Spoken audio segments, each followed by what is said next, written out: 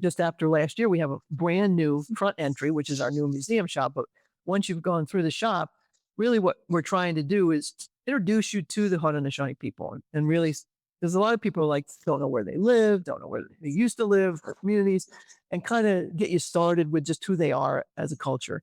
And then it's in some ways it's a timeline. So you go through archaeological exhibits, the earliest pieces that we have, which almost 10,000 years ago, and you kind of make your way up through time. And in those archaeology cases, what we've also done is we've also put in contemporary pieces. So even when you're looking at the archaeology case, hopefully you're getting the idea that again, oh yeah, there's a point, but this is something that was made in 1990. So it's like, oh yeah, these are people are still here. So it's again, it's that and move up through the historical part. And then the sort of opposite side of the museum is the contemporary gallery, which we change every year. And that is generally speaking, it's art made between 1970 and today. And it's basically, as I say, trying to get you up to that point with, oh yeah, sometimes it doesn't work, but we try.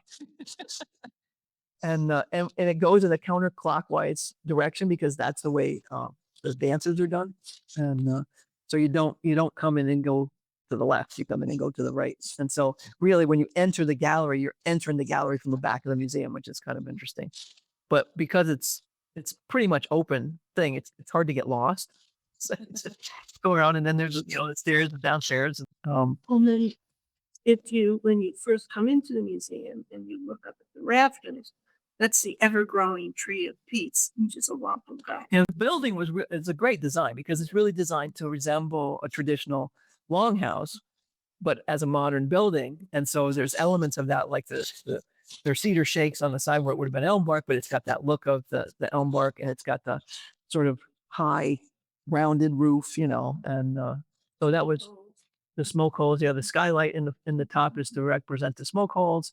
There's a board that goes all the way around about 10 feet up and up along the walls, which is supposed to represent the tiers. So in a longhouse, um, like storage areas and stuff would be up above. So it's so there's a lot of elements like that that you wouldn't necessarily know. We've had a fair number of people come here who are interested in architecture or actually who worked on the building, and they're always fascinated with looking at the rafters and how the thing was made. So that's kind of cool too. And we have two original single family homes from the 1800s out back. Yeah, were brought here So- from the Six Nations Reserve and put back together. Mhm. And we the one in particular, one right behind the museum, we like to use sometimes for education events.